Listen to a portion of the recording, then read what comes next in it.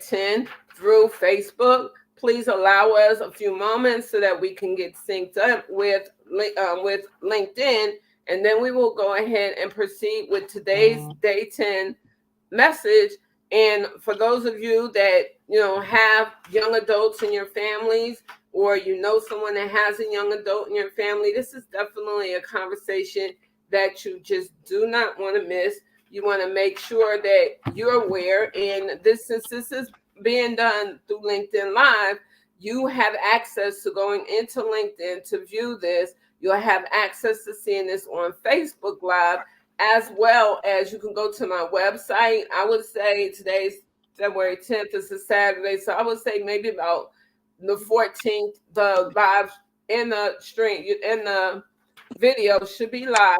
But as always, as I've said with all the other rooms, and what I will continue to say is, if you see that you are interested in this and you want to get in touch with the presenters, please go ahead and send me an email or send them an email and say, hey, how do we get you to speak to us?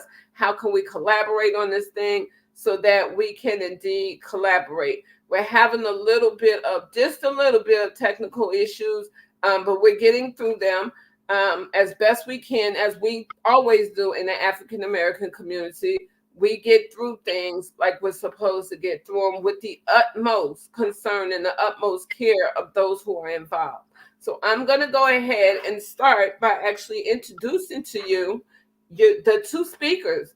We got two today. We have two. They both came when I asked them. They was like, yes, Sandra, when? Like, we're here. Like, we want people to know about our resources. And, just like so many others before, speakers before, said, in the 40s and 50s, our ancestors and our family members, they didn't have access to this. If something was hurting or bothering them, there was no way for them to share what was going on with them. And so they sat in silence, or they sat with their family members and went through it without really knowing where the resources are and where the options are to help.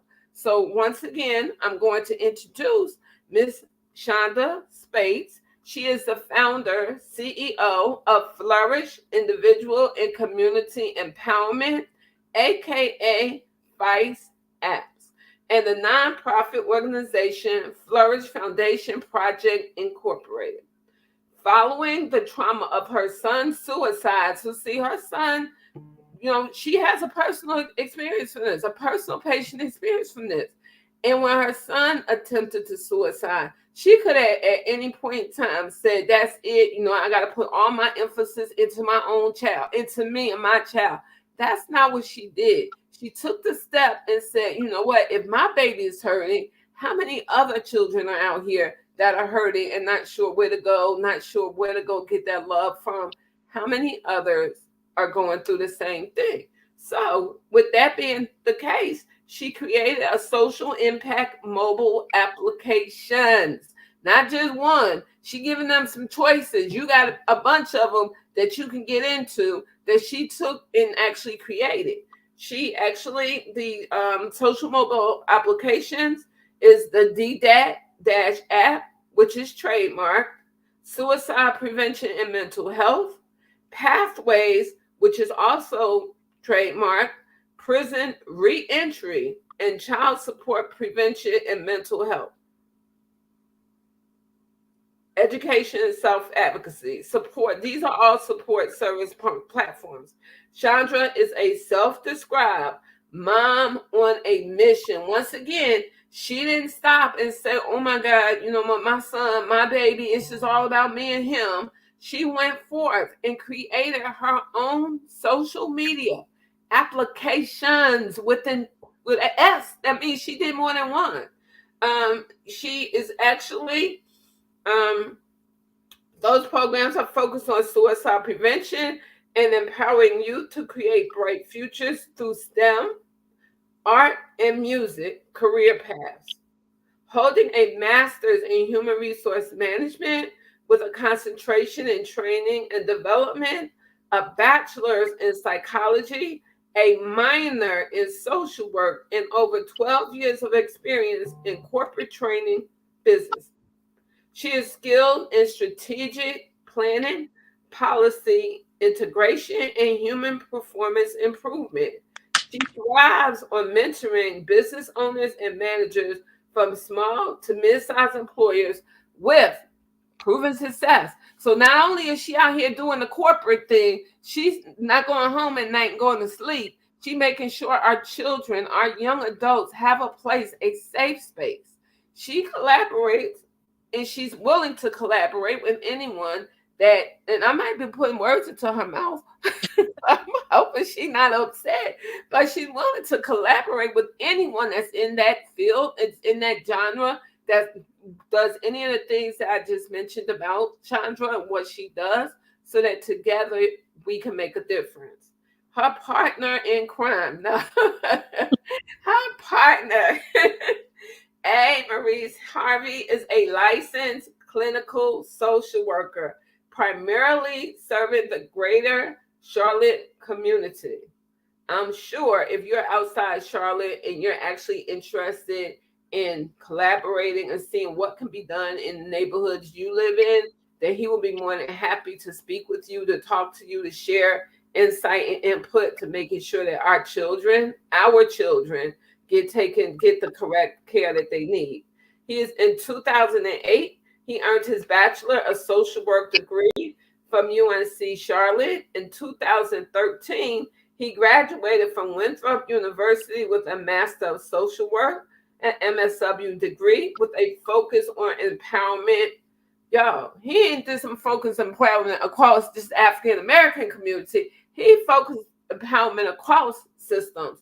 It's just that for this month, we're concentrating on the African American experience in health. And he began his journey through in human services through group homes in 2006, quickly transitioning to community mental health and transitional housing programs, and spent almost 2 years as a Mecklenburg County social worker within their community support service division, where he worked with recently housed, formerly chronically homeless individuals in a single occupancy residential setting, formerly known as Moore's Place. Maurice's most recent focus work has been with people who are transitioning through adult life situations, informally coined adulting, as well as engaging in couples work. Currently, he owns and operates Choose Better for You, PLLC, where he engages in outpatient therapy, speaking opportunities, and consulting work.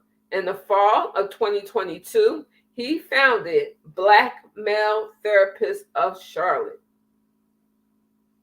It was designated as a 501c3 nonprofit organization focused on developing networks for men of color who are currently licensed but seeking licensure, with the intent of addressing social issues in underserved communities. Maurice has an affinity towards low-income individuals, families, and communities, especially people who are transiently housed. In his personal time, he enjoys writing. I don't know how he got personal time. I know y'all tired of hearing me talk, but where he getting his personal time from? He's written 2 self-published books. Writing 1 book is enough. He wrote 2, and he self-published those 2 books. And he's making memories with his wife of over a decade and their 3 children. Please tell me how this man is able to have some personal free time. I'm gonna let him tell us all in a few minutes. He's a lively teenage daughter and 2 amazingly talented early education sons. So I'm going to turn it over at this point in time, and I'm going to let them do what they need to do, which is educate us all on the importance of the work that they are doing. So Aunt Chanda and Maurice, I'm going to sit back. If you need me, I am here. I'm monitoring the comments that come through. If you are here, please let me know. Just say, hey, Sandra, do you have anything to add to the conversation, or call me back into the conversation? If you're listening via Facebook, please put your comments in the Facebook chat so I can see them. If you're listening and you're listening via LinkedIn, do the same thing. If you find that you're having an issue putting your notes or your comments in LinkedIn live and you're on your phone, please use your laptop or desktop to put your comments in, because I'm sure they're more than ready to hear what you have to say and more than ready to let us all know what it is with the important work that they're doing for the African American community. It's on you, Chanda and A. Maurice. All Hey, right. Chanda, Well, Chanda, you can yeah. go ahead by all means. I'm here. The one thing that I want to say before we even get started, I absolutely 100%. If there are comments or questions, that you want us to get to, don't be afraid. Jump right in. Put those in the chat lines and chat messages, whether it's on LinkedIn or Facebook. Make sure that you get your voice heard, because we are prepared to answer questions, but we're going to definitely give you an opportunity to get to know who we are a little bit more and what we're doing in the community, because we are making a great impact, and we want to make sure that you're getting something valuable more than just knowing who we are, but also what's available to you. So, but I'm here. All righty. And then I'm just gonna do like just a brief little introduction and go ahead and let you have your time, Maurice. I know that you have a tighter time constraint than I do. But I am Chanda Spates, like the introduction said, and my son was going through a horrific bullying experience as he transitioned from middle school to high school, and ended up attempting suicide. And what I found out that is that this is a horrific problem that I think if you're not experiencing, you don't really know the magnitude of what's going on. And then also just looking at dealing with at that time a suicidal 17-year-old. This whole thing started because I went on Facebook Live, frustrated and not knowing what to do, because while you can get time to take your child to an appointment, it is FMLA, it is unpaid. So I really had to decide between, you know, can I go to work? If I go to work, what do I do with the suicidal 17-year-old? Can I leave him at home? Insurance only covered a certain number of appointments and visits. You could only stay in a facility for so many days for observation. And it was a horrific, scary experience. So I was like, is anyone else going through this problem? Can we coordinate our work schedules? And it started as a baby of other parents going through the same thing. And we would coordinate our work schedules. You work night shift and we would babysit children. And it evolved from there to what I did is corporate gap analysis and look at how do we solve different problems. Usually it's safety issues, like performance training. But I did a deep dive on teen suicide. What's driving it? What's affecting? Because my son didn't want counseling. I looked at it and found research. It's not uncommon. Children are notorious for missed appointments and things of that nature because they just don't want to go. They don't want to sit and talk to a therapist. Maurice can kind of talk about more detail challenges getting up. But what I did is I went through the research to figure out what I can do for my child, and then I said this is too important to not share. So I ended up making a mobile app to increase the access to care, to give kids more engagement to get care and therapy, but not in therapy. But let's look at how do we engage them, because children, um, we can't give them adult. So when I did the research and pulled up all the studies, children ages 13 to 26, so it's actually children and young adults, spend 3 to 5 hours a day, 3 to 5 hours a day consuming and streaming video. What are we going to do about it? The magnitude of suicide not only comes into effect well because it's not an issue, but 2023 was the highest number of suicides on record. There were 7 million across the nation last year, highest ever in recorded history, and 51,000 actual people, I hate successful in committing suicide, but Chanda, this is Sandra. You're going in and out, right? But what I want you to do is I want you to repeat that number, repeat those data statistical numbers, because we all need to know what those numbers are. absolutely. So 2020 was the highest suicide ever history, with a staggering 1.7 million suicide attempts, and 51,000 people actually committed suicide in 2023. A good number of those are also our teens and young adults. And our program is looking at specific teens. How do we reach them, engage them, make a difference because they are hurting? Suicide as a solution, which we all know is not the solution. So what we do and what we do differently is engage children in music and mental resilience. So since we know that in 3 to 5 hours a day, can you imagine, you're probably in school for 6 hours, you're sleeping, and then you spend another 3 to 5 hours. Not much time left. So if we're going to reach kids and make it really through music and video and things of that nature, engage them already are. So what our program does, which is unique and different, is we teach prevention strategies, mental resilience strategies through music production and engineering, digital animation, coding, which we have trademarked as STEM plus. So that's not education, put them on a career, but put them on a career path that lets them be focused on building a future, not building their demise. And it really in a way that they connect with naturally through music and things of that nature. We are a local program here in North Carolina, which is vitally important. Charlotte, North Carolina has the highest suicide rate among teenagers in the state of North Carolina. So we're not the largest or the most high in the nation. That goes to Wyoming, but it's definitely a problem here. But what's significant is that our program has the impact to reach the nation, because our kids can have this after school program, this enrichment program where they learn these strategies and teach it back to their peers through a peer support channel.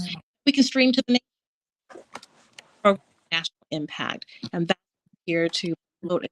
Available here in Charlotte. We would love to go across the nation, other cities, and we partner with other organizations where we can reach across the world, because our kids, our nation's kids, need.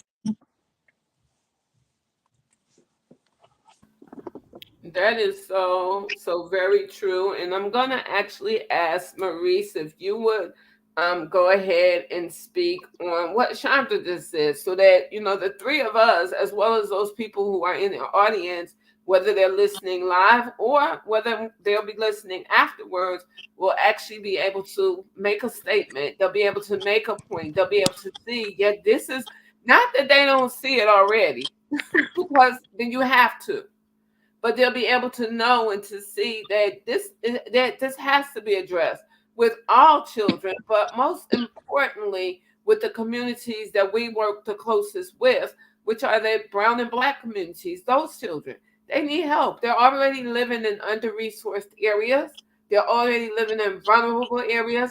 Many of them are dealing with some type of disability, whether it's mental or physical. They already are struggling. So we've got to continue to grow, and we've got to continue to collaborate. Once again, Chanda just said she's in Charlotte, a very, in North Carolina. It's not that big, right?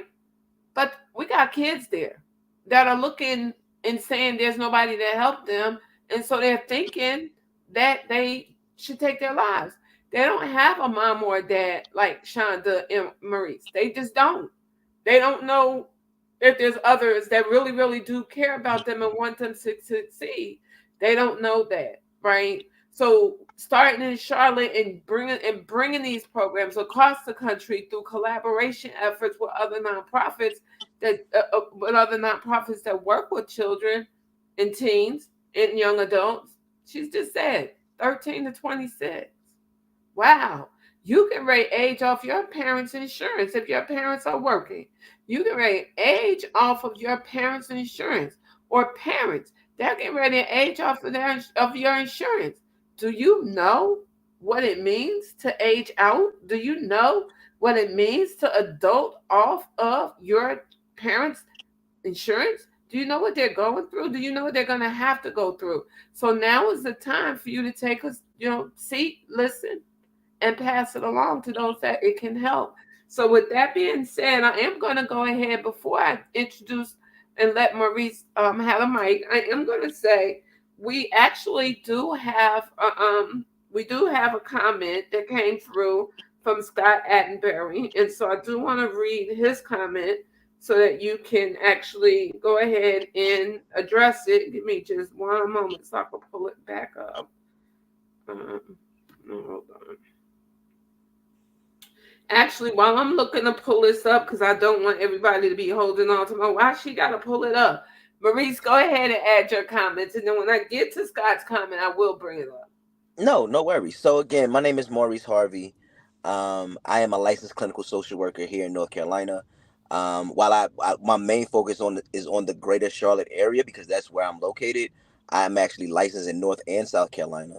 And there, not for nothing, but there are clinicians who are licensed in states they don't live in. So I know people that are licensed in Texas that live in Charlotte. I know people that are licensed in Texas, DC, Maryland, uh, Washington State, California, but they're all located here in Charlotte. So when Sandra was saying, even though we're located here in Charlotte locally, the impact that we can have globally is very present because I know people all across the globe who are clinicians and I'm connected to a lot of different people. And so anything that you hear tonight and you're like, man, you know what? I wish that I had access to that. This is a great opportunity for you to say, you know what? Let me not just stay in my silo and not ask questions. Let me not just stay in my silo. Um, Before the end of the night, I'll make sure that I give you a way to contact me. So if you're looking for clinical support, I can absolutely connect you in that arena, no matter where you live. And so whether you're listening to this live or you hear it later on, just know that there's support for you. Um, how am I doing as far as sound? You're good. Okay. Excellent. Um, Great. So again, my name is Maurice Harvey, and I own and operate a mental health practice. The reason that I got into the mental health field in general was happenstance, actually. I'm a member of a fraternity, and we had our junior members um, mentoring program today, and I was telling them like, wow, I didn't. It wasn't until today when I was talking to them that I realized my first run in with mental health when I was about 12 years old, and it literally came out today, and it was like, wow, I've been doing this for almost 20 years, but my first run in with mental health didn't pop into my conversation and my own vantage point, my viewpoint until today as I was talking to these young guys. Um, but along my path of mental health, what I realized is our children are hurting. But our children are not only our children hurting, our children are hurting because of their experiences, but our children are also hurting because of the parental experience, right? And there's a lot of intergenerational trauma that we are experiencing as people. And so when you say things like intergenerational trauma, people are like, well, what does that even mean? Well, the things that your mom, your grandmom, your dad, your granddad, your uncles, your great uncles, what they experienced and was passed down either genetically or traditionally, right? Because when you think about tradition, there's like a cultural piece to tradition and there's a localized like home piece, right? So like when you think about the black community, it's like, okay, well, this is the black community, and this is kind of what we do. But there's such a spectrum of what blackness means, right? There's such a spectrum of what maleness means. There's such a spectrum of what masculinity or femininity means. And a lot of times we localize what that means based on our experience. And so as I was having this conversation with these young people, it was like, man, this is exactly what I'm supposed to be doing today. Talking specifically about how our lives not only do they matter, but they are impacted by the choices and decisions, not only of our own, but where we come from as well. I often say that I'm a product of my environment. Um, as a black male, I have locks. I wear my bottoms. I show up authentically when I do speaking engagements. I don't cold switch anymore. That was a long process of me trying to figure out how do I show up and also represent people who come from worlds that I come from. I come from a single parent home. A lot of government assistance growing up. And anytime you have government assistance, you think about those communities. I come from that kind of world. And so as I began doing the thing that I do as a social worker and realizing what's going on in these families that I'm working with, and then continuing to progress in my field, seeing that representation matters. And so me being able to show up and go, hey, I realize what you're going through is one thing. But when I go, hey, bruh, I feel you on that. My clients look at me and go, wow, here's a guy who looks and talks and sounds like the world I come from, but also has this skill set to be able to support me, right? And not for nothing, there's plenty of clinicians who look the part and walk the part, talk the part of what society says a clinician should look like. I'm in the process of supporting a generation of clinicians who don't necessarily look that way. I grew up watching Frasier. Frasier Crane is, that was what a therapist for me growing up was. But I'm not an older white guy with a balding middle spot and properly dressed with corporate attire and a leather couch. Like, no, you can come. My office is set up to feel comfortable. My office is set up to make you feel like you're not necessarily in therapy, but it's a therapeutic space. And so a lot of times people don't know that there's opportunities to connect with someone who's a regular person. I'm self-described as a regular person. I just happen to have gone to college and I have a skill set that can support you along your journey, right? I don't say um like I'm a therapist that says crazy. And people are like, well, you can't say crazy because you a therapist. Why not? People crazy. I specifically say that this world is crazy. And if you think you're not crazy, you probably the craziest one in this entire world, right? Because the world we live in is absolutely bonkers. Think about the things that you've seen and heard in the news in the last 18 months. Just the last 45 days. And you telling me that you okay? We all need a little support. And so my platform is there's nothing wrong with getting therapy. Actually, if you go to my LinkedIn, there's a portion not seeking support absolutely makes you crazy. And so, um, oh, did I lose you? Did I lose everybody? I hear you. Oh, okay. I would say, am I crazy? You But no, went. I I'm am crazy a sorry. I little was bit. on But y'all look, mute. Yeah, no, that's I was cool. on mute. I'm sorry. Go Um, ahead. No, no, no. And so that's the energy that I'm bringing tonight. Just letting you know that there are people who look like you. There are people that talk like you, who understand your mannerisms, colloquialisms, your broken speech. I love speaking broken English. I'd be like, yo, hey, bro, chill out. You know what I'm saying? Hey, what's going on, partner? That's me. That's the energy that I bring into my room, in my office, which is why people continue to come and support what I'm doing because again, I'm just a regular guy saying, hey, I got a skill set that's going to support what we're doing as far as making a change for the better. Um, and I'll stop there. But again, I just want people who are paying attention to this opportunity to realize that there are people that are willing to support you right where you are, right where you are. And I thank you so much for what you just said because once again, it's definitely the conversation that we're having tonight, just like the conversation that we've had for the past 10 days, for the past 9 days, because this is the 10th day. These are all conversations that once again aren't just for our community, but we're speaking to our community because our community has been left out of the conversation for so often. So since they gave us the shortest month of the year, which is the 29 days, and we're the only country that celebrates, we're not the only country that celebrates Black history, but we're the only country that celebrates Black history that only has 29 days. My intent and my foundation, the C.H.L.M.S Medi-Helpz Foundation intent, was to bring a different perspective on the issues that are negatively impacting the entire African American Black community, no matter where you live at in this world. Because the issues that we're talking about and the issues that we've been addressing and that we will continue to address, they're not just issues in Chicago. They're not just issues in North Carolina. They're issues in the UK, in Africa, Canada. These issues span the broad spectrum. And so it's going to be really critical for all of us, no matter where we go, no matter where we live at, on a global basis, to be involved here. I'm going to turn it back over to Chanda, but I do want to, before we go further, I do want to address some of the comments that we've had here. Jonas Richardson put in a comment on LinkedIn.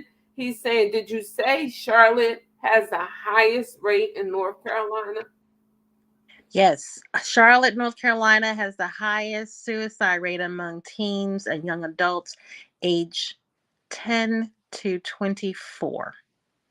And we've had that distinction for the last 3 years. Now, the important thing to know is that that's not because we're the biggest city in North Carolina, which we are, because those statistics are done per 100,000. So it's still looking at it apples to apples, oranges to oranges. We're just higher, and we have to do something about that. We need more engaging things for kids to do after school. We need things that reach them where they are, and I think that's the absolute reason that Maurice is so impactful. You should see these kids lose their mind when he walks in. When he said he has his shirt, it says, "Yes, I'm the therapist." They lose their mind because for sometimes it's the only time they've ever seen someone that looks like them in that kind of role. So not only is it giving you the mental resilience strategies and techniques and things that you need, but it's also about exposure and representation, and that now it becomes feasible to say, I can do it too. And that is vitally important to our kids. But yes, Charlotte has the highest suicide rate among teens and young adults in the state of North Carolina. I'm gonna tap in real quick. Yes, I can do it too. I'm gonna tell you how powerful that is, right? Because I'm a really big advocate on representation mattering, right? And when you don't see something, how do you know you can do it? There was a point in my life where I had someone in my life who I'm very close to, um, ask me a very profound question, and and at the time it was profound, but it's even more profound the more that I grow as a person. He said to me, Maurice, how do I know to ask a question when I don't know that there's a question to ask? Mm. Right? And when you think about that kind of concept, it's like when you look at your kid as adults and go, now why you do that? What you know better. Or when you look at your man or you look at your best friend and go, bro, you too old for that. Girl, what you doing? Right? And we assume that there's an age and maturity that comes along side by side and a knowledge base that just clicks. So everybody should be on the same page all the time. And this word common sense irks me because there's no such thing as common sense, in my opinion.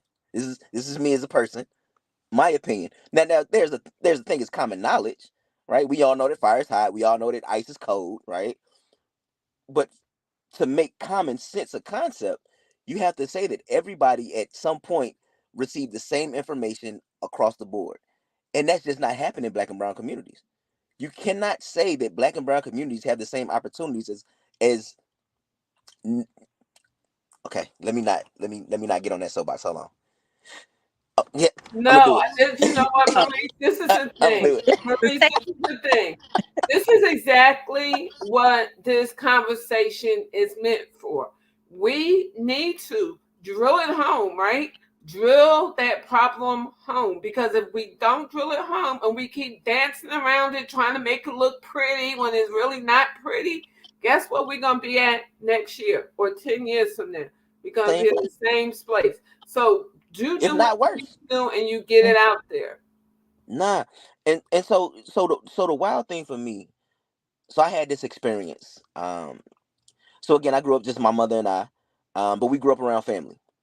And for the last, I purchased a home in 2013, and not a lot of people from my family own their home.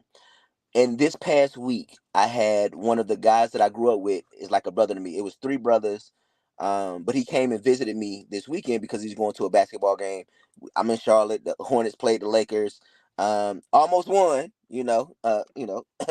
but not really because LeBron at any point could have did exactly what LeBron does, 20 plus years in the league, and he's an absolute monster for not phenom.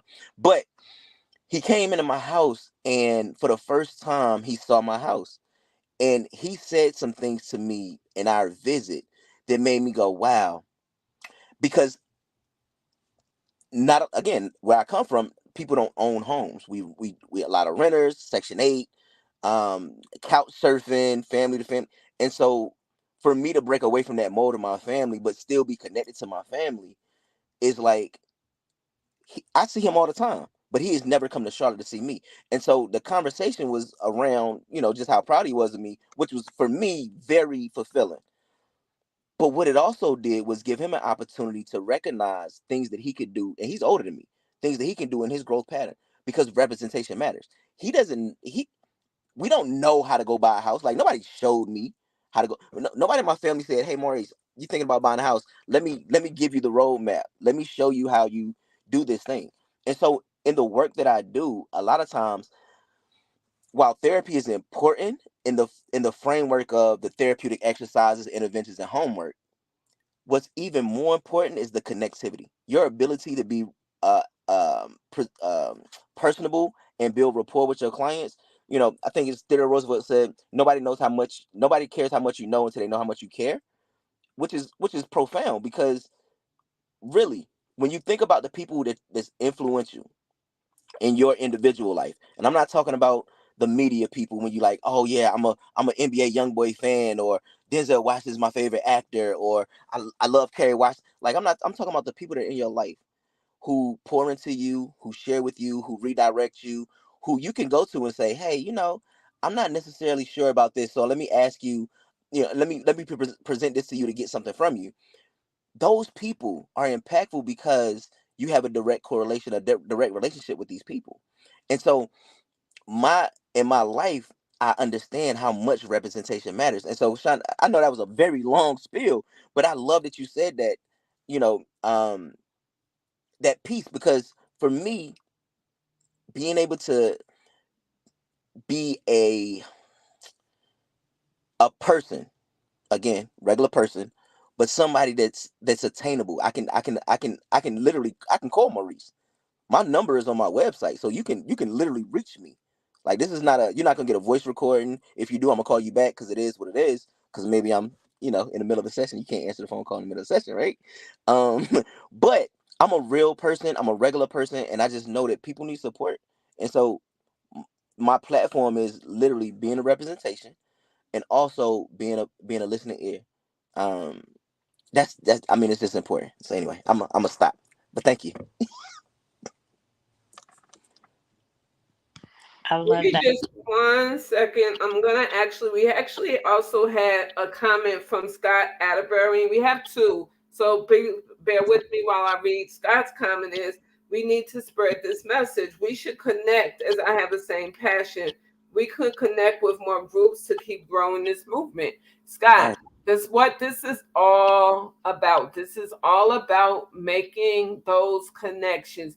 There's another gentleman here in Chicago. I'm not sure if Royce is on, but he has a Welcome to Fatherhood program.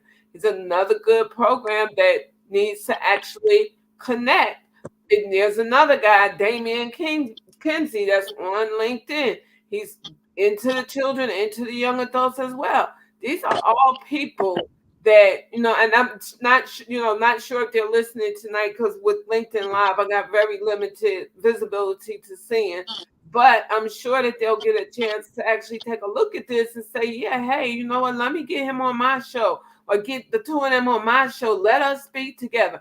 I already know that I'm gonna have Chanda back on because she don't know this yet. I'm telling her tonight. She's gonna be on our women's month is in March. I'm looking for women that want to speak to women. She definitely needs to be in that space. She needs to be talking to women in reference to how do you recognize what your children are doing? How do you recognize when they need help? How do you get them the help that they need? Then you can't just have you can have a conversation with them. But here's how you can do this where they'll understand it because you're doing it in a manner in which they listen to, right? They're incorporating that into their music, into their art. You're doing this in a way they don't even catch on till after it's done. They don't catch on to that's what mom or mom and dad in many occasions that's what they did. But you need to know all of this stuff. You need to know how you connect with, and even if you don't have kids, you know somebody that has a child.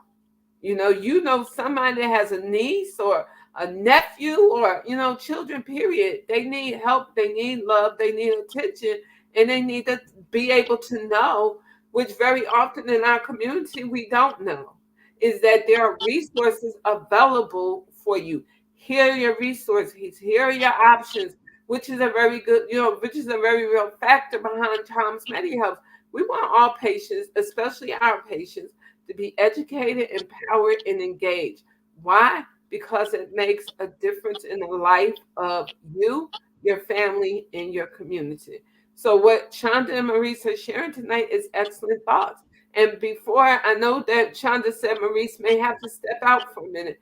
Maurice will be back doing a solo at the end of the month. So please stop, not at the end, but please stay tuned for when Maurice comes back, because he's going to break it down even further and even more than what he actually has to, broken it down already tonight. So Maurice, if you have to leave and you step away, I do understand. We thank you so much for coming in tonight to actually lend your voice, right? And what you just said a minute ago is very, very true. Children learn behaviors. Children have behaviors and they learn behaviors. Your child, whether you know it or not, is sitting there looking at you, picking up on what they see mom and dad do. And guess what? When you're not around, guess what they do? They doing what they see you do. Facts. Doing what they see you do. Because you did. Facts. Because you did. So that's why they're doing it. And that's why it's important for our children to know exactly what's going on. We do have Andrew Mans, and he's actually on LinkedIn, and he's asking, thank you, Jonas, so much for coming in. We certainly appreciate you for taking the time to top in to listen. Appreciate you. Have the rest of a great day. Andrew Mans, who's on from LinkedIn, asks, what is in place in the school system to address this high rate of youth suicide? Are the local churches engaged in addressing this issue? I'm going to answer it for them, but I'm going to let them answer it on the clinical side and on the side. There is nothing being done to address this problem in the school system. Why? Because no one's coming to save us. By us, I mean everybody that looks like us. Ain't nobody come to save us. It's up to us that know how to get the job done to actually get that job done. The school system they'll put it out there that they care, but really? Really?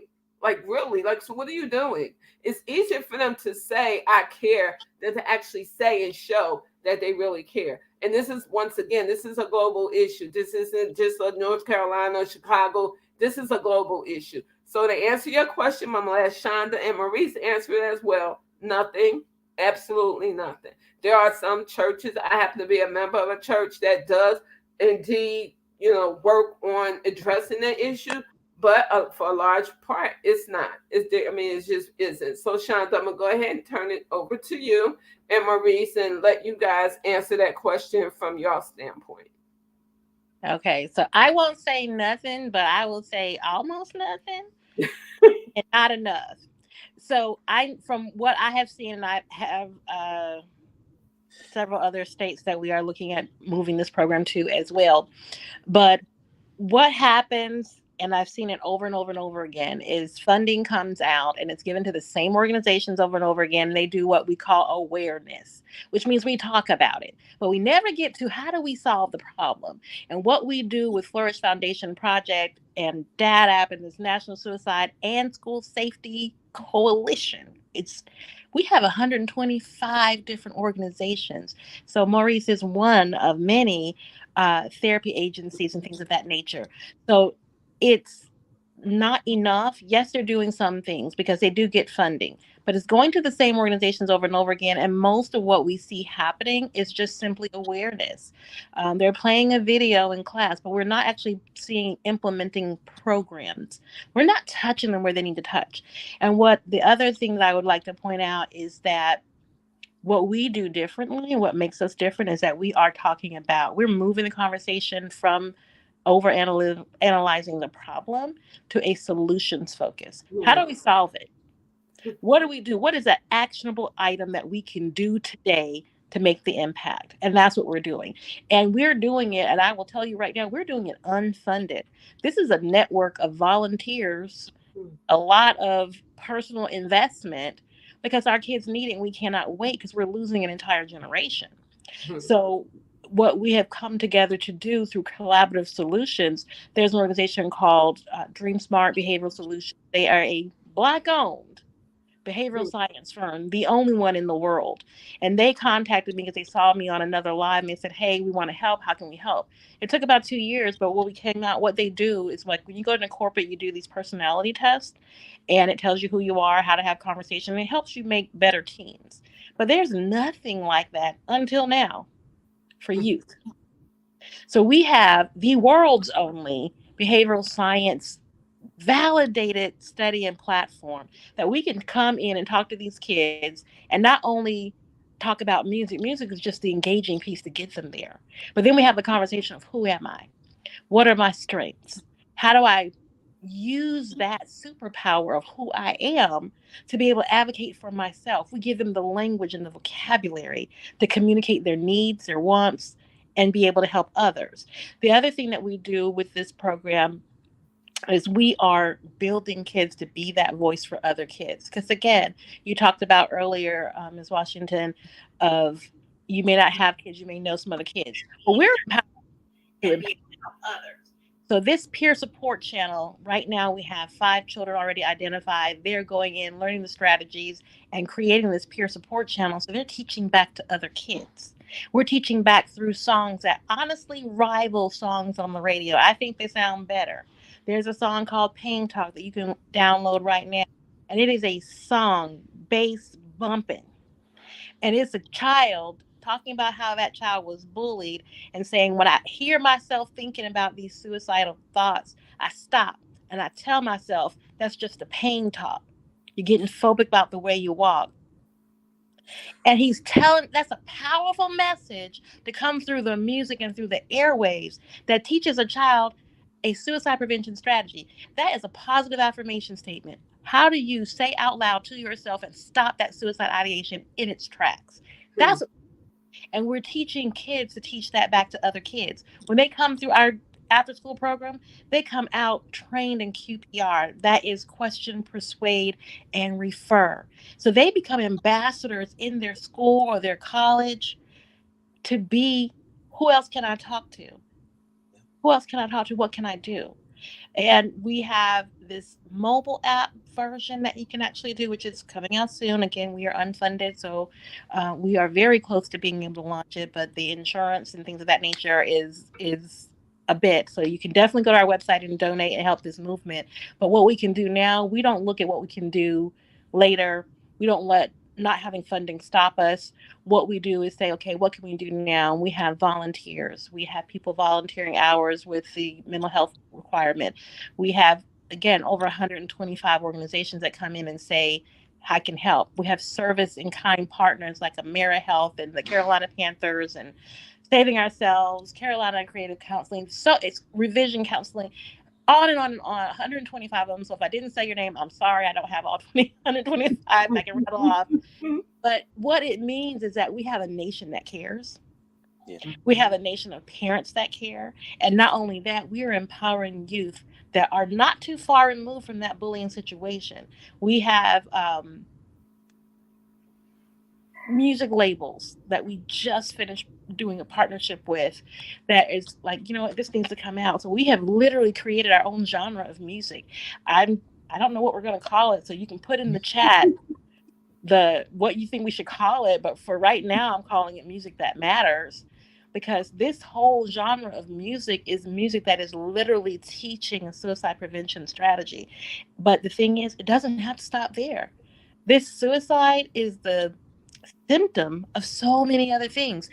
um 83% of children that attempt suicide come from absent father homes, and unfortunately we as a community are overrepresented in that number. Mm. We have to look at those things. Things are just, this is not a one solution thing. It takes collaboration.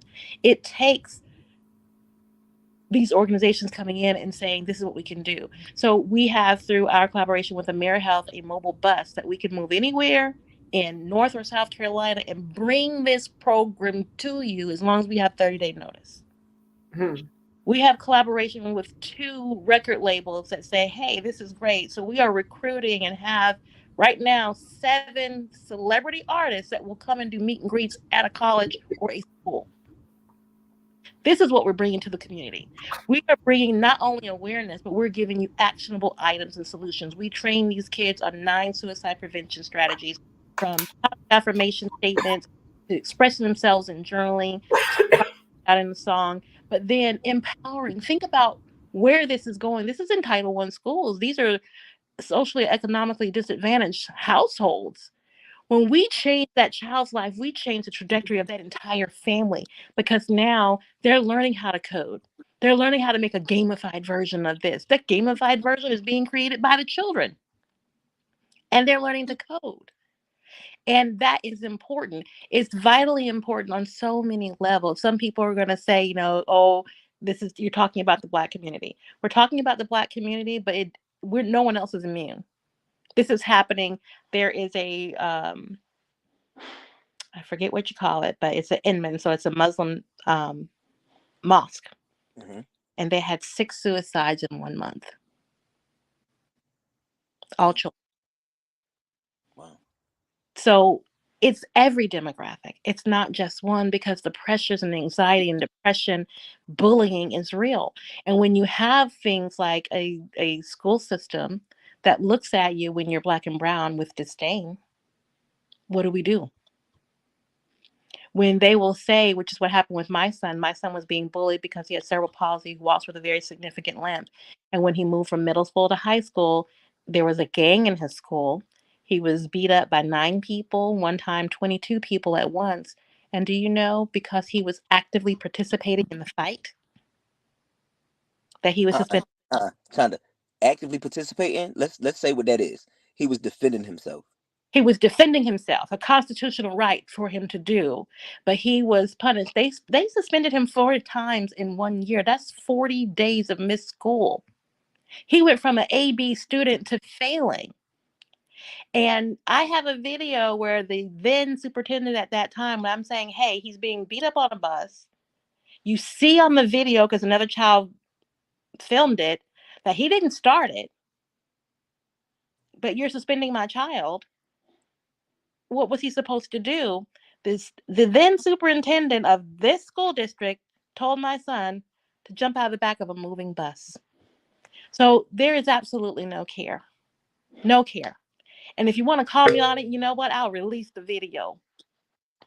Try me. Don't do But that. that's where I said, you know, I'm a mom on a mission, because the one thing is, I know how I go hard for my kids. And if I got to save the world to save mine, the world be saved. Mm. And that's just how it is. We have to have that passion and that zeal about our own, and then we can save other people. Just like if you're on an airplane and the oxygen mask comes down, if you don't save yourself, how can you be of use to anybody else? This is just part one, but it doesn't stop there, because when we put these solutions out there, everyone benefits. But let's let's take that first breath on our own. Nah. Hey yo, and man, so okay. It's so many. It was so many nuggets in that I just want to. I want to chew on. I want to sift. I want to add to. And I'm just like, oh, Maurice, where do you go from here, right? But I guess the first thing I want to say is going back to, what is the school system doing? And like Chanda, I'm not. I don't believe the school system is doing nothing, right? But I do believe. So I have several clients that are educators, whether they are teachers or admins or support staff or whatever. So I have several clients that are in that space, and I hear all too often about how terrible the school system is. And the first thing that I want to say is, and I literally just put this on LinkedIn because there's an organization in Charlotte that's talked about the disparities in Black and brown communities, specifically being marginalized by policy and redlining and all that. If you don't know what redlining is, just go ahead and look at redlining in your community because it happened everywhere. But policies are a system issue. The thing that I love about systems is that people have the power to shift them, right? And this is the thing. No matter where you are in your life, whatever organization you work for, because again, I believe that adults who are working, right, and are contributing to the community via their work are part of a system. No, I don't know what system it is. It could be, again, it could be the state, it could be the county, it could be the nation, it could be an organization that's impacting, like whatever your work is, right? But you're a part of the system. And so when we say, oh, the system is jacked up, well, no, the system is actually performing the way it was designed to perform, right? Like that's the thing. Like, oh, well, how come this is happening? Because the system was designed that way. The thing that I love about where we are as a people, as not as a people, as people, is that we recognize that we have the power to influence our community within the system. And so if you're listening to this and you're a part of whatever broad stroke system that we're talking about, you have the power to say, you know what, I want to challenge the way the system views this thing, and I'm going to use my own voice or my own influence to kind of change that, right? So what the school systems is doing, I don't know that it's enough. um ah, Local church. Okay, so I grew up a PK. I grew up in the Me holiness church. I know. I'm surprised you ain't go there. Um, I so me and China, we've known each other for about a little over a year. I met her because what she's doing is so powerful in the city of Charlotte, and I refuse to let me not be a part of it. Like I don't care what she's doing, for real, beyond what I'm doing. And I know most people look at me like, "Oh, you a black man? It's a therapist, bro. I want to holler at you. Holler at me." But what China is doing is so important, and people may overlook how impactful it is. Specifically funders. Okay, I'm not gonna get on a soapbox because no, I am. It is what it is. She has not only does she has a not only does she have a program, but she has schematics, she has um statistics, she had a complete package that Charlotte's overlooking, Mecklenburg County is overlooking. She the program that she is ready to do wherever she's gonna do it. She's had offers, and Chanda, I'm sorry, I'm gonna just put you out there a little bit. go She ahead. she's had offers to go in different cities in different states to do this thing that she's trying to do here, and she is declined because she wants it to be a Charlotte first initiative. Now, that doesn't mean she's unwilling to go do something in other spaces and places and support and help people learn because she's a giver like me, which is why my heart is to continue to support her in what she's doing. And so I say all that to say, if you have a a funding opportunity, if you have a program idea, if you have social capital, this message that you're listening to is a great opportunity to say, hey, you should probably pay attention to this real quick. Because if you want to make a change in your community, the things that we are doing, like actually doing, and we're not talking about awareness, and China, thank you for bringing that to the forefront, because a lot of programs are bringing awareness. We're bringing bodies. It's a lot different when you bring up. It's one thing to bring a message. It's another thing to bring bodies, right? A message can be spread by anybody, and no disrespect to any spiritual or religious or civil whatever personnel, but that's a message. That message is important, but messages need bodies. You need people who are willing to move. There's not a let's not an organization. I wanted to figure out how I want to say that. There's not an organization that has a message that gets out that don't have bodies carrying that message out. Fortune 500 companies, Fortune 100 companies, gangs, right? These are organizations. Without bodies, these organizations and what they stand for mean nothing. And so before you can talk about change, you need bodies. So we need people to be active and aware, and we need people who are willing to make change. All right, yeah, that's it. You got that right. And this is the important thing is this, and I do know it's actually 8 o'clock on Eastern time, 7 o'clock here. We'll be wrapping up shortly, but I don't want to wrap up before I actually continue to introduce the comments. So if you're listening, by all means, and you have to leave, please do so. We appreciate you being here. But if you have the time to listen even further, please do stay to listen, because we need to hear this message, and we need to know that there are people out there that are not just talking about, I say talk is cheap all the time. And people say, Sandra, you too rough. I'm like, no, talk is cheap. We've been talking all this time. Look where it's gotten us. We ain't even moved from A to B yet. We still stuck at A. I'm Eight and a like, half. Just we eight and a got half. so we got to start doing something. We can't, you know what? We can't. And you both bring up a really good point before I actually read Scott's rest of his comment is this. You gotta go, you gotta get up and go and vote. As we were talking yesterday when Bianca Dickerson Williams was on, and she was talking about the maternal health rate in African American communities. We gotta vote. We got these bills, these legislative laws. We want them passed. There's no funding. We have no funding for you, so you can't do all of this stuff that needs to get done. People, stop voting along the lines of, well, you want this one, that one. If this one and that one ain't following what you following, why are you supporting them? Why are you voting for them? Why are you giving them your money, your electoral vote, whatever? Why are you supporting them?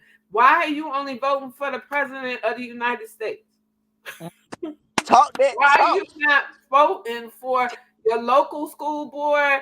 Why are you not voting for your district here in Chicago? Come We on have now. aldermanic races, mayor races, Yeah, governor races. Why yeah, legislate? The yeah. senator. Why are you just sitting there and say, "Oh, well, whoever win." When you want a point, you want a project to get done, but you voting because whoever win. Stop. We as a community, we have to stop. I'm gonna go ahead and read Scott's rest of his thing because it's very, very interesting. And Chanda and Maurice, if you have time, if you can actually add on and add your comments onto what Scott's saying. He's saying you can hear Lil Wayne talk about his story, single parent home, 14-year-old, shot himself because his mom was working 2 jobs and his auntie and mom didn't believe him when he said he was not feeling mentally well. After that day, his mom changed completely. Yeah. No, that's These are real. real And stories. so, These are and real stories. who you said that's Scott? Yeah, Scott Arterberry. Ayo, Scott. Listen, man. So I'm a I'm not a Wayne fan. Let me not say that. I'm a guy who's listened to Wayne all my life, right? And so I've heard him talk about Seeker, right? I've heard him talk about Birdman. I've heard him talk about the police walking past him in the residential location that he was in. You know what I'm saying? And he's sitting there bleeding out. And if it wasn't for certain officer who saved his life, you know what I'm saying, after he shot himself, I've heard Wayne talk about all these different things, and Wayne is a cultural icon, right? Like, if you listen to hip hop music, you know who Mr. Carter is. You know what I'm saying? Between Sean Carter and Dwayne Carter, come on, man. It is what it is, right? But when and not but as Wayne talks, and then you recognize the things that he went through, and then he put it on music. He put it in music, right? And that's why I love what Chanda's doing, because you might look at him now in his 30s and think about who he is as an adult, but he put it all back then on wax, right? He put it all back then on in the studio, right? And he would tell his story. And I'm not talking about side A's. I'm not talking about what they was playing in the club. I'm not talking about, I mean, sure, he might have put a line or two in the pop culture, kind of consumerism. But if you ever digest Wayne's music, then you get to see a side of him that is not all guts and glory. You get to see a side of him that's pain. You get to see a side of him that's hurt. You get to see a side of him that's, my daddy wasn't really there. You get to see a side of him that's, thank God for Birdman. And I know it's a lot of controversy around him and Birdman and, Rick Ross and all, whatever. But at the end of the day, it was the music that drew him out of where he was at to get to where he was going, right? And in music, there's so much healing. And that's why I love what China's doing, because that that that music and mental resilience piece, like, I don't care what type of music you enjoy or what type of music you appreciate. There's a piece in that gives you peace. And ultimately, aren't we all looking for peace? Mm-hmm. I'm sorry, China. Go ahead. No, I love that. I love that. So, yes, and that's what we're wanting to do. We want to not only empower the children to express themselves in the music, because that's therapeutic. Then we want them to see themselves with other people, other artists like Lil Wayne. Lil Wayne, shout out to you. Hit me up. Let's get you involved in this, and anybody else as well. We have some artists too. I shout out to the what does he call himself? He calls himself something like the greatest. Dave Tolliver. He's on our board of directors. He's the lead singer for our R&B legend group, Men at Large. But we have something here that we can actually teach kids. We can reach them in a way that we can't reach them any other way. There's a TikTok video going viral right now of some kids singing Keisha Cole's song, and they are singing with passion. Because music, it just pierces your soul. And it doesn't matter what genre it is. We have country artists. There's a country artist, Chris Greer, that is also, he's like, he contacted me on social media. It's like, you know what? I want to work with you. I want to do da da da. So when we go into this app, there are 5 different radio stations. There's country, there's R&B, there's rap. We're going to meet these kids wherever they are, and give them the tools to be mentally resilient. But not only that, music is just how we connect with them.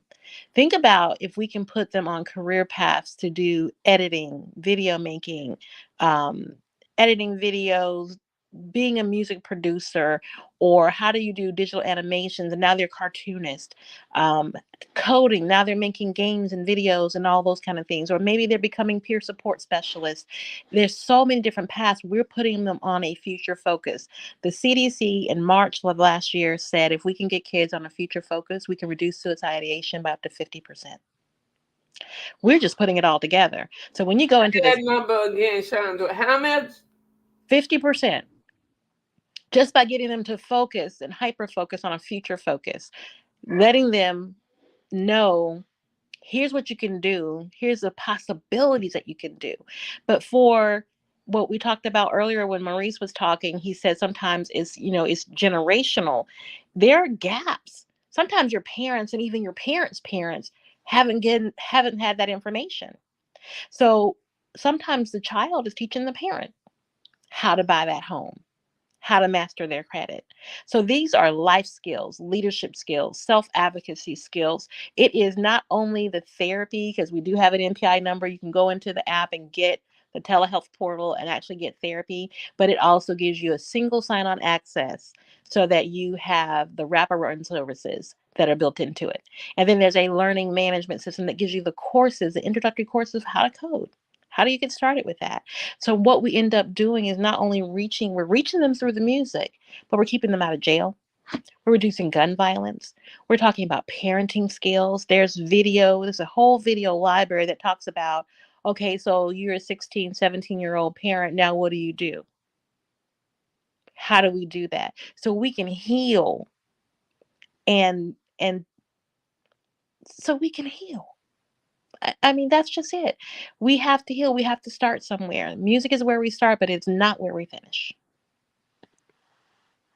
You got that right. We're a long way from finishing, but we're well on the path of finishing. And thanks to social media and us being able to collaborate across the lines, it's becoming a reality. It's becoming a reality. We are on our way up. I said last year, I was telling some people I was talking to last year, I'm like, this year, this coming year, will be the year of the patient. The year that patients get help, they get love, they get guidance, they show which direction to go in. No more than sitting on the sidelines. We can't sit on the sidelines. We can't, and we have to tell the hard truths. Once again, I'll go back to last night. I was listening. We had Bianca Dickinson Williams on. She was talking about maternal health. I had calls from coming in afterwards, and I'm sure I'm going to have the same calls and them same reactions coming in tonight. But people actually saying, Sandra, you know what? They told the truth. Like, they hit us where we needed to be hit. Yeah, we got to stop messing around. We got to stop walking on roses around people, because it ain't going to happen if we keep doing it like that. We have another comment from Red Gabriel.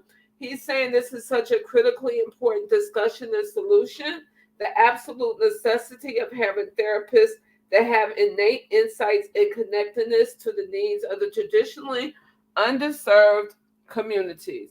So, Chanda and Maurice, would you like to address what Gabriel just said? And then I think what Rag just said. And then I think we have two more comments after that, and then I'll be closing the night out. Okay. So so traditionally underserved, sometimes we have the assumptions and stereotypes of what that looks like. Traditionally underserved could be a female head household. It could be a household with a disabled child in it. But what we have to be able to do is to be very purposeful. One of the things I always say is that you have to figure out, and what I learned through this whole thing with my family is sometimes your pain that you go through isn't for you. It's for what you can bring out of it. And we have to learn to own our own healing. It's not about what I can do or give you, but it's also about what you can do and give yourself. And then also understanding, and that's why we start with that behavioral superpower for the kids. We're empowering kids to own their own education, own their own mental health. So that if I'm not getting what I need, let's give them the verbiage, the vernacular of how to ask for that. We just happen to meet them where they are in a very engaging way. But the information is something that we can do and replicate everywhere. And that's the important piece. So yes, underserved, but we need to empower the underserved, because I don't want that to be a crutch or an excuse. Like you said earlier, no one's coming to save us. We have to save ourselves. And us is us as people, us as citizens, because this suicide crisis is affecting everyone, every demographic. It's affecting white kids in the suburbs, Black kids in the urban community. It's Hispanics. It's every demographic is impacted. So it's the one social impact issue, which is why we started with this issue. It's the one issue that everybody can get behind. But now that we have a blueprint of how to do that, how we can do this through collaboration. This is what we have done unfunded. Imagine if we had some funding, what we could do. You have organizations, and again, a mom on a mission, but I have been before executives, corporations. I've sat with the vice president of one of the largest healthcare companies in the nation. We have 3 universities ready to do a 3-pronged case study so we can track this and show efficacy. Because once we do that and we have validated data, then we can replicate this. This needs to be given not school district to school district, which is where we have to go now because we're unfunded. This needs to go to the top. This should be on the website of every middle school in the nation, every high school in the nation, and then we should come out with another version that's more appropriate for younger kids. That's what needs to happen because we are losing a generation of children. And not to go too long, but let me give you one more piece of statistics. If you think that this only affects Black people, if you think this doesn't affect anyone else, September of last year, the Department of Defense at a DARPA convention issued a statement that said suicide, especially among young people ages 14 to 24, which is the age group that people start looking at what their career path is going to be.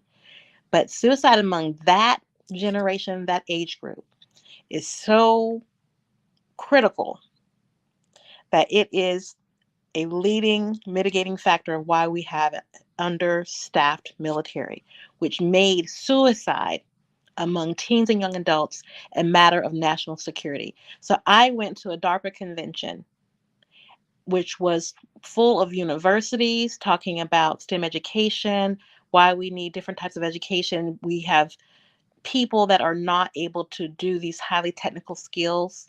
But I had put my patent in for the app and for the game, and they contacted me. I didn't even know that they could do that, but okay. And I hung up on them for the first 2 times. But long story short, I was in the midst of these, every branch of the U.S. military, every HBCU in the nation getting this speech from the Department of Defense about what is needed and why this is so critically important. And I'm there because unbeknownst to me, we created a solution. So my question is, if that's the case, where's the next step? Where's the funding to make it happen? So we need to be able to do those things. And I know it's a process, et cetera, et cetera. It takes about 9 to 12 months to go through that whole DARPA process. But we can't do that and wait. We're losing over 1,000 kids a day. We can't do that. We can't wait. And when it's disproportionately affecting your community, we really can't wait. So we have to do something different. We have to get these solutions out there. And do I think this is the only solution? No. Why? Someone asked me before, why am I open to collaboration? You should kind of hoard it and this could make you rich and da da da da. It doesn't matter. It's not a competition. Because if every single licensed therapist and every single after school program in America did everything that they could for every child, we would still not have enough because it's that pervasive. So we have to do more and we have to work together. We have to stop working in silos. There are several companies out there that are doing amazing things and we don't know about it. But if we can put it in an app and you can go and find what's in your area based on your zip code, how much more do we make those solutions accessible? So it is not a competition. There's more than enough. There's more than enough to go around. And we have to understand that only through collaboration, only through pooling resources will we make the impact. And if we don't do it soon, our nation is in danger. Our national security is in danger. We literally are losing children. We're losing an entire generation. And we can't let that happen.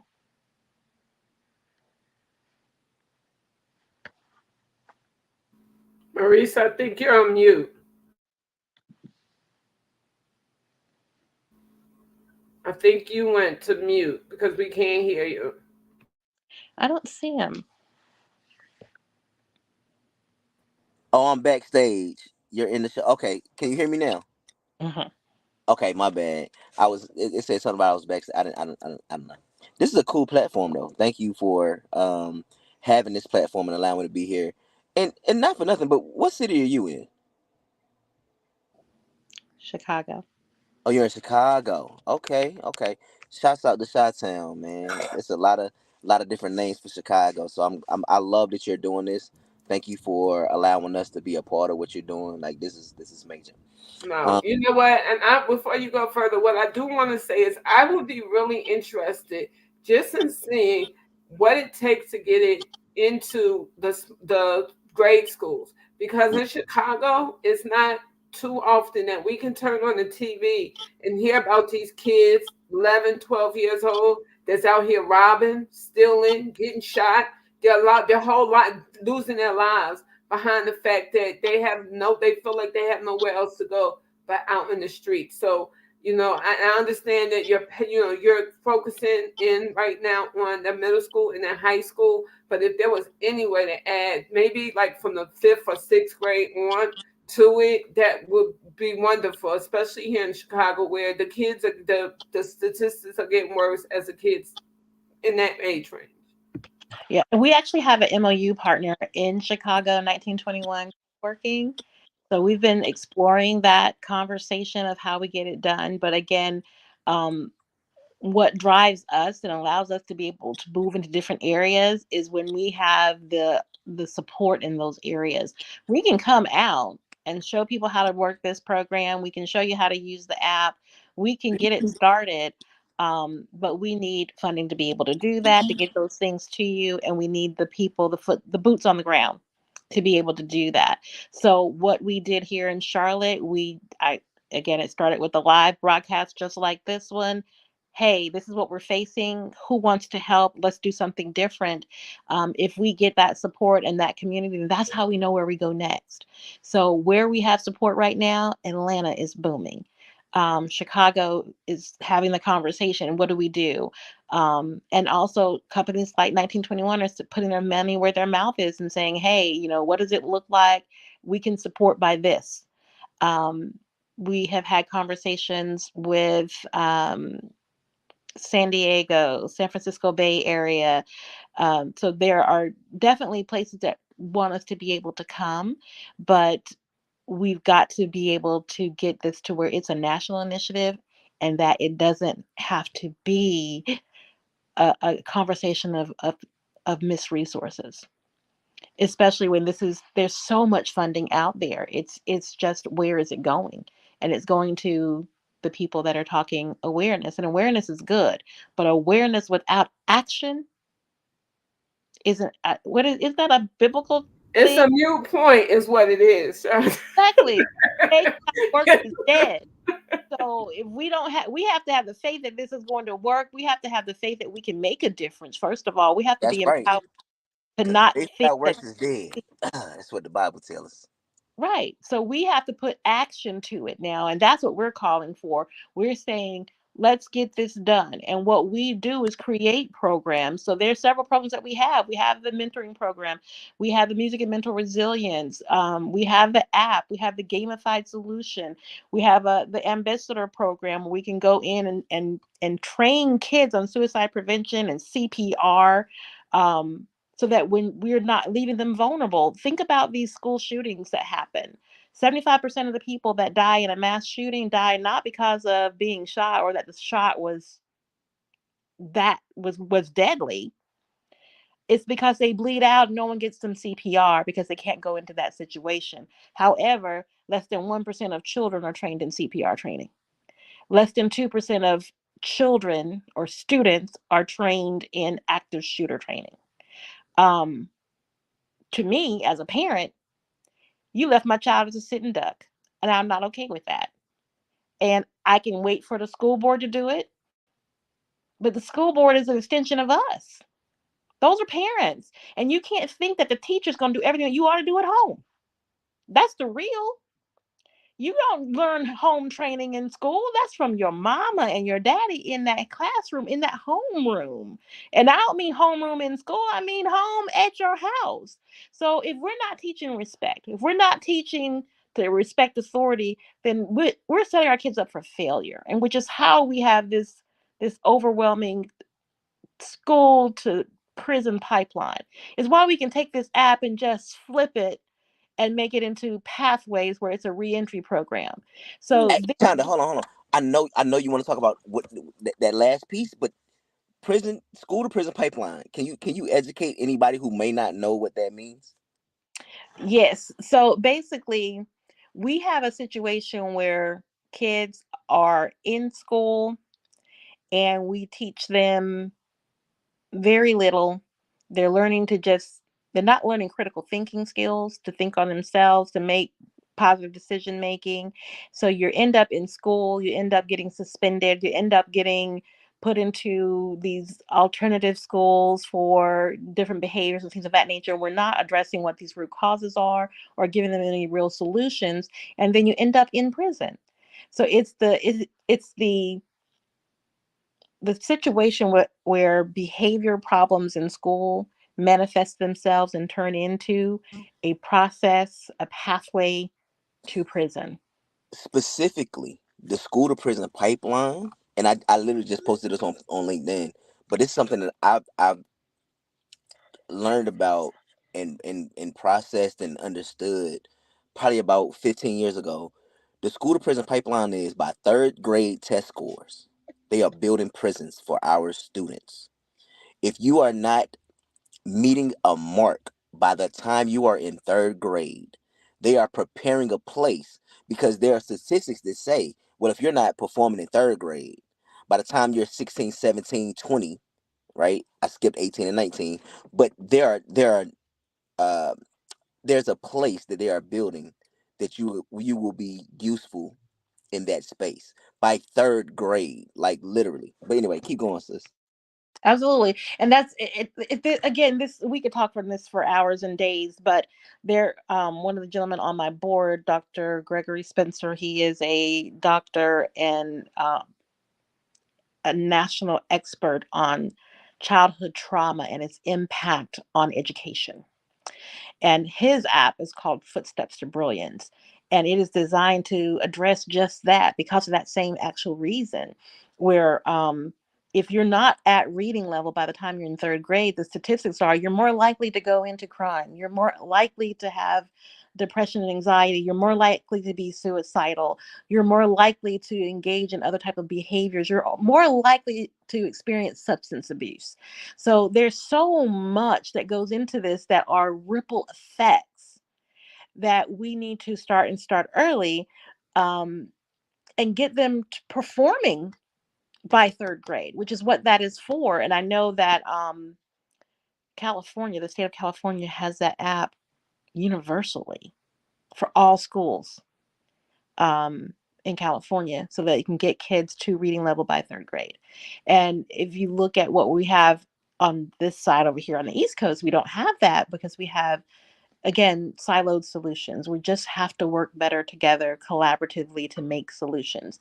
And again, if we stop thinking that, it's me and I'm hoarding things, that we all win here and our children win and my child gets to live. I spent 20 minutes behind an ambulance to see if my child was going to be able to be revived. So again, what I'm talking about is where you're turning your pain into purpose. You're finding your voice, and we're talking to kids about that same thing and helping them become the next voice. It's about empowerment. It's about engagement. It's so much more than the music, but the music is definitely statistically where we start. This Gen Z generation, which is 13 to 26 right now, that age group, again, is spending 3 to 5 hours a day in music. So if you sleep about 6 or 7 hours on top of that, and then you spend another 6 hours in school, you really don't have any time left. The only time to reach these kids is going to be when they're consuming that music. And if you look at the other alternatives where you have these things going on where you're streaming videos and they have all these challenges that are killing them, doing just crazy stuff, we have to give them better decisions. Everything that we have is research based, even down to the videos. The videos are engaging and they're fun, but it's using metacognitive thought therapy. We're modeling, how do I make better decisions? Because that's the skill set that's missing. And we're coming off of COVID, where we're seeing for the first time African American children leading that number in suicide growth, in the higher numbers of suicide. Um, we have this disconnect. Kids have been isolated for the last 3 to 4 years because of COVID, and they don't have the socialization skills because they didn't have the ability to interact. They learned that in school.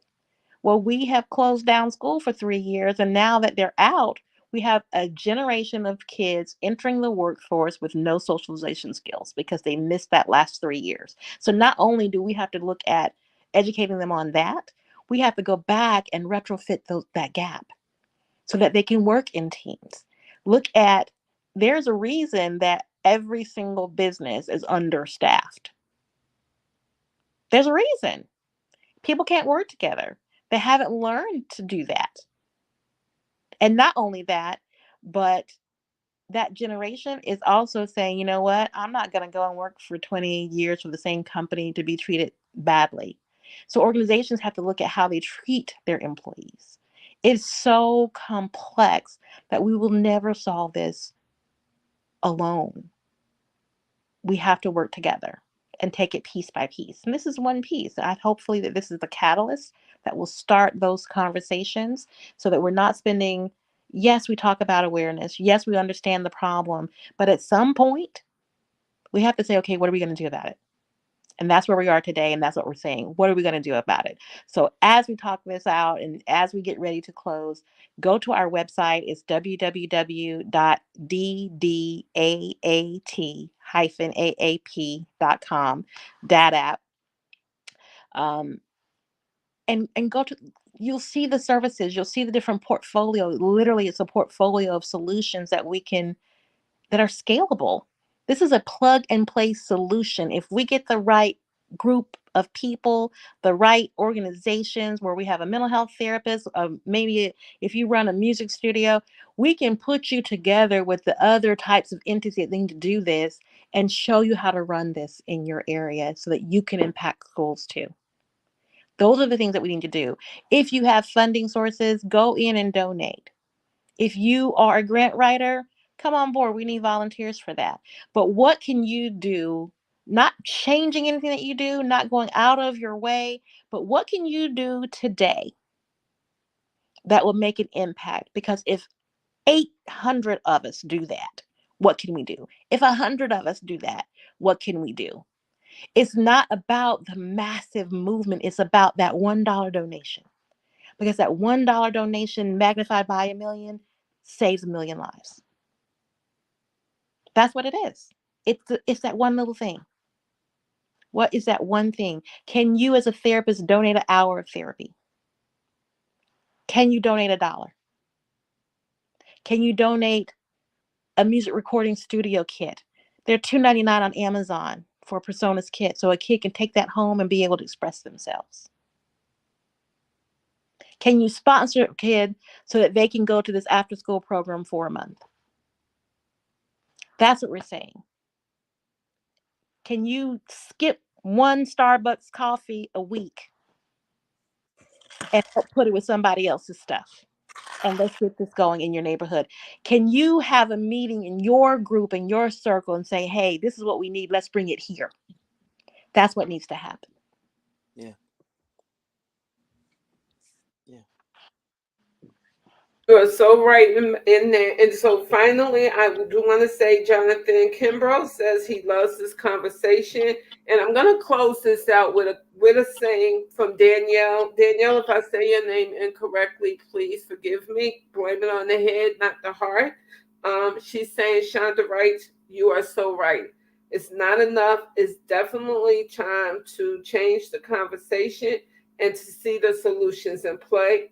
You are a breath of fresh air, which that, my dear, you are. You're definitely a breath of fresh air. So why don't we do what Danielle said? Let's move this into play. Let's stop talking and start to get. She just said, Chanda just said, if each of us gave $1 or each of us did some kind of in-kind donation, said, hey, how can we help you? If each of us took this video and said, Sandra, can you send me the link so that I can share this out to my people, the people on my end, because they really need to hear this and they need to get this information. Can you send me the link so that I can send you the link? How many more people will that touch? How many more kids will children and the young adults, how many will it affect? How many will it positively impact? Not just in the African American community, but in all communities. But I'm paying closer attention, especially this month, to my people, my community, my young sisters and brothers that are growing up, that are one day going to lead this country forward. I'm talking about them and I'm talking to them. Let's get it together and let's stop this talking and stop this playing and let's put our money where our mouths are and let's make it happen. We can. And so with that being said, I'm going to ask first Chanda to put on her lovely, pretty smile. And she, once again, please be on the lookout. She will be in March by herself, no matter what I got to do and what kind of arm twisting I got to do to get her here. You got it. You got it. She will be on the C.H.L.M.S platform in March for Women's Month. She will be there. Maurice, on the other hand, he will be doing a live. Well, he'll be doing a live. I don't know whether he wants audio or live, but he will be on the platform again before this month ends. I have him coming on February 25th. He will be doing a one-man show. So, ladies and gentlemen, please be on time. Please be knowing that he just gave you a little bit, right? On March 25th, I'm going to let him loose. Ooh, you gonna let me loose?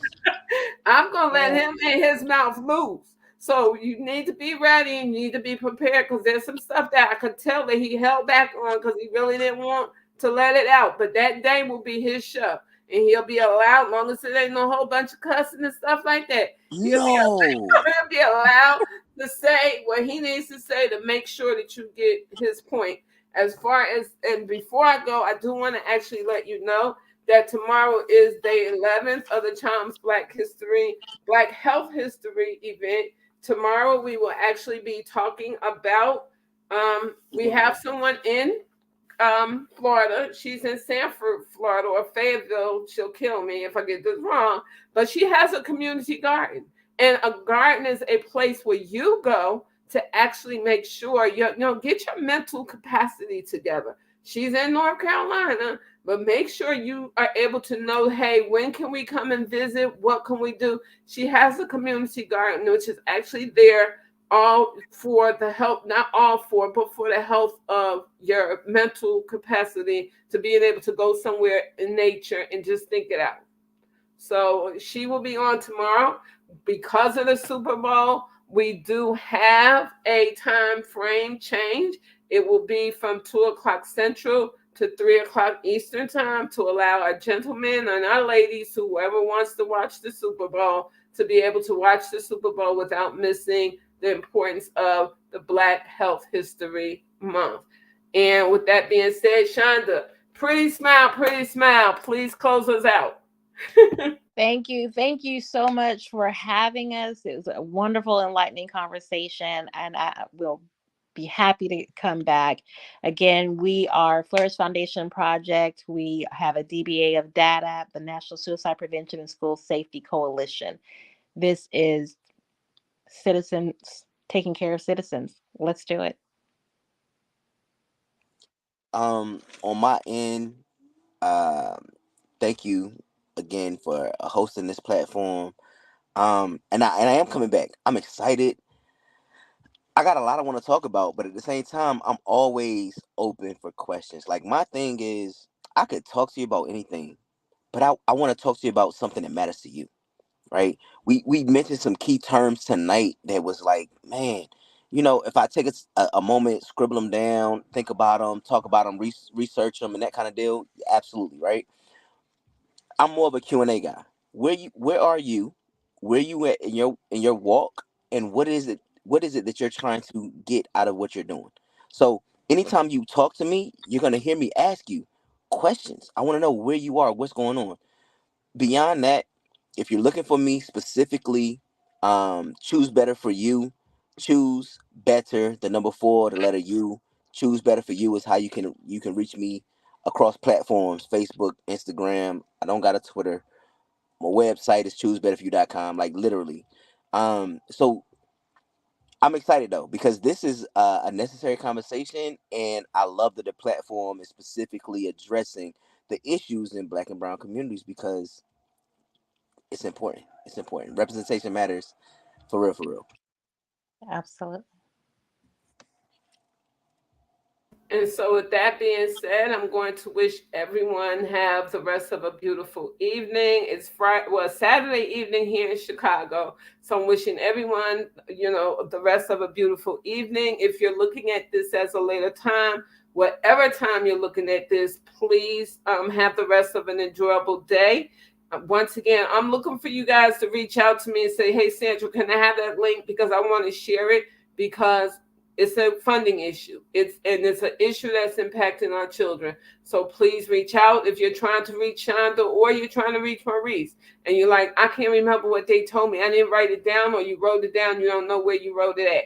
Contact me. Send me a DM. Get on LinkedIn. Say, hey, Sandra, I'm interested in. How do I get them? If you have a platform of your own, whether it's a podcast, whether it's LinkedIn, whether it's Facebook, Instagram, whatever, reach out and touch a life.